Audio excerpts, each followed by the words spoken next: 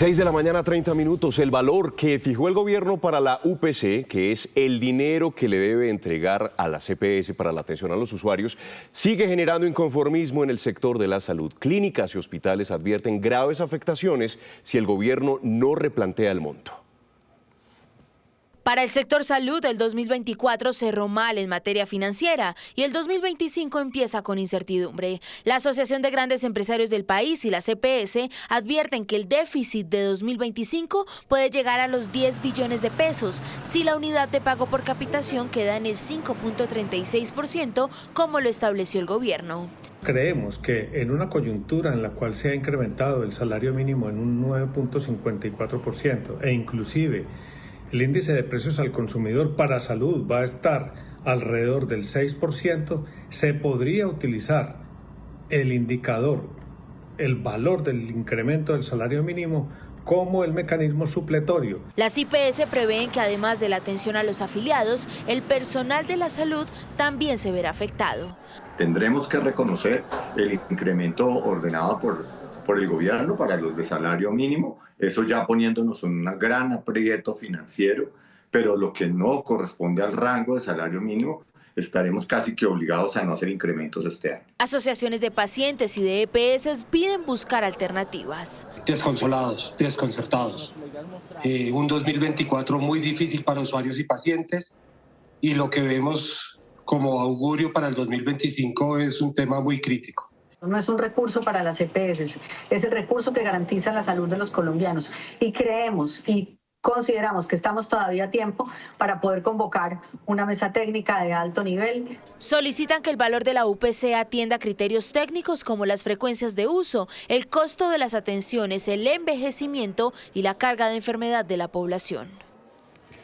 6:32 minutos y frente a esta preocupación que tienen las autoridades y la incertidumbre que vive el sistema por cuenta de este valor que fijó el gobierno de la UPC, Nicole Buitrago nos tiene a esta hora una invitada, pero además una preocupante radiografía que reportan las EPS. ¿No es así, Nicole? Buenos días. Así es, Alejandra, muy buenos días. Pues en general todos los gremios que están conformando el sistema de salud han manifestado en los últimos 2 días que ese monto que van a recibir ya entra desfinanciado. No será suficiente para poder atender a todos los afiliados al sistema de salud. Pero antes de hablarle puntualmente de cómo queda la unidad de pago por capitación, veamos entonces cómo inician en 2025 las EPS que están agremiadas en ASEMI, gran parte del régimen contributivo. Entonces, han registrado una siniestralidad, es decir, esa frecuencia en la que se prestan los servicios médicos superior al 108%, es decir, que por cada 100 pesos que tiene el sistema de salud disponible, están gastando 108 pesos por cada atención médica y durante 2024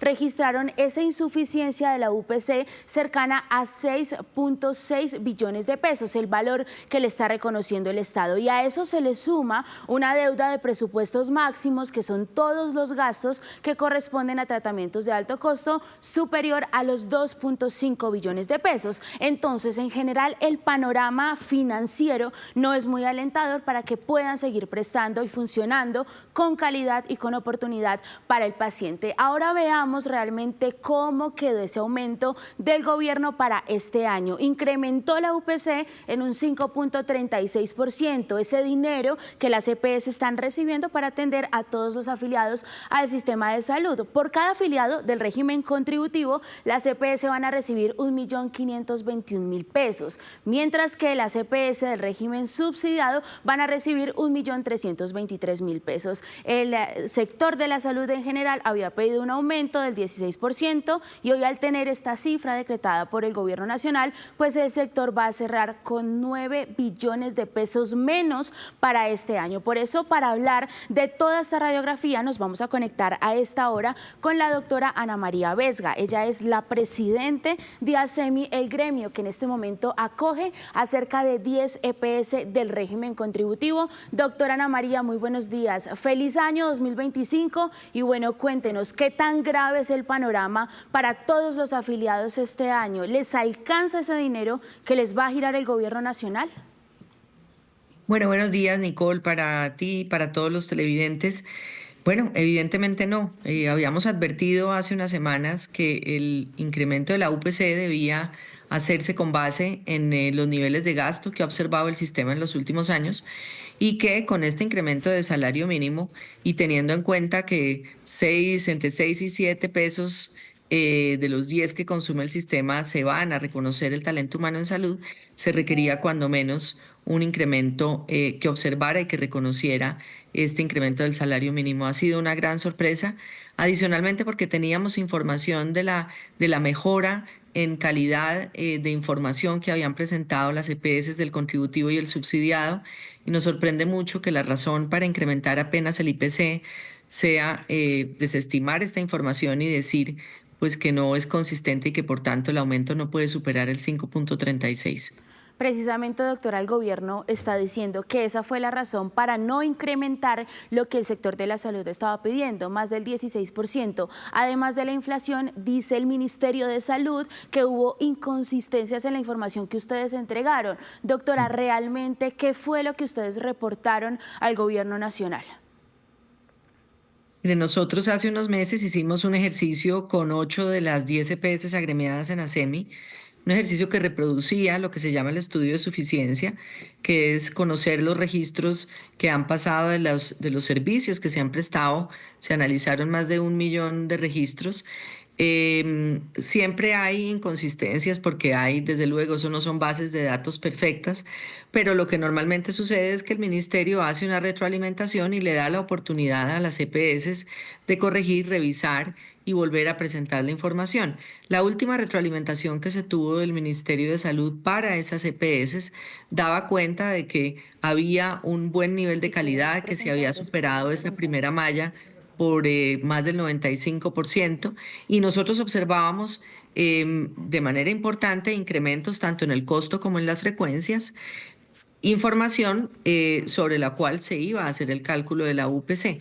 Posterior a esa retroalimentación no se tuvo más noticia, inclusive algunas EPS le mandaron derechos de petición al ministerio para poder tener finalmente la evaluación final. Eso no se conoció y no supimos más. Entonces nos quedamos en esta declaración de que es inconsistente, de que es insuficiente, pero nuestro última análisis era muy distinto. Entonces, por eso lo que estamos pidiendo hoy es que se replique el ejercicio, que se repita con la presencia del Ministerio de Hacienda, del DNP, pero sobre todo de los actores interesados, y que aseguremos que se hace un reajuste correcto de la UPC, porque este número es insostenible para el sistema.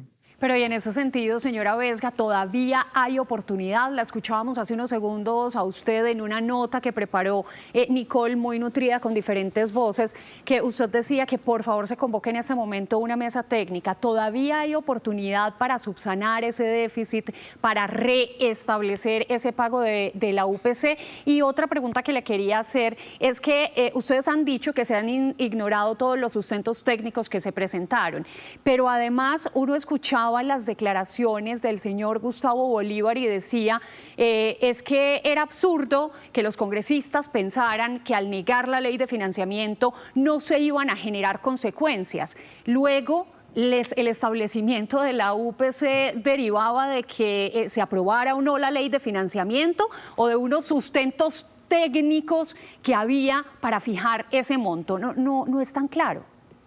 No, mira, la metodología para fijar la UPC está establecida, contiene unos elementos que recogen la información del gasto del sistema, que recogen la información del envejecimiento de la población, de la carga de enfermedad, y se ajustan por otros elementos de carácter macroeconómico, y finalmente nos da, y es un ejercicio público, reproducible, que inclusive durante muchos años, lo que pasa es que este gobierno no lo ha hecho así, sale a consulta pública, tiene una oportunidad de revisarse, y finalmente sale el número de la UPC. Eso está arreglado, está inventado, digámoslo. Y yo te digo una cosa, tenemos que estar a tiempo. Hay que entender que la UPC es la plata de los colombianos para su atención en salud. Y es un compromiso de todos los actores, empezando por el gobierno, que quede bien financiada. Estamos cerrando el año 24 con un déficit, como lo mostró Nicole, superior a los 6 billones de pesos en el aseguramiento. El gobierno tiene una deuda de presupuestos máximos con las EPS cercana a los 2.5 billones de pesos que pagan medicamentos de alto costo. Entonces, la obligación esencial del Estado frente a la garantía del derecho a la salud que tenemos los colombianos es financiar el bien del sistema y nada tiene que ver con la aprobación o no de la ley de financiamiento. Señora Vesga, ¿usted considera que la fijación de ese valor en medio y después de tantas advertencias que se ha hecho por parte de los distintos actores del sector es una forma de presionar, de desestabilizar el sistema de salud del país? Pues no tiene mucho sentido porque el gobierno controla hoy 28 millones de colombianos, es decir, él tiene más del 50% del sistema hoy bajo medida de intervención. Entonces yo no entendería cuál es la lógica de desfinanciar lo que ellos propiamente son responsables. La realidad es que aquí estamos hablando de vidas, estamos hablando de la salud de la población, estamos hablando del deterioro sistémico de una cantidad de agentes. Lo vimos en la declaración de los hospitales públicos, de los hospitales privados, de los pacientes, de los proveedores de medicamentos, que dicen esto no aguanta, esto es una crisis de sistema y así hay que afrontarla. Entonces, pues están desestabilizando algo por lo cual responden y que va a costar muchas vidas. Doctora, si el gobierno realmente no cede, no se sienta a una mesa técnica, ¿qué va a pasar con el afiliado que hoy la está escuchando? ¿Qué va a pasar con la prestación de los servicios en la clínica y en el hospital a donde todos nos dirigimos para ser atendidos? Pues ya lo vi hace un momento en esta misma nota, los representantes de los hospitales que decían, lo primero, es decir,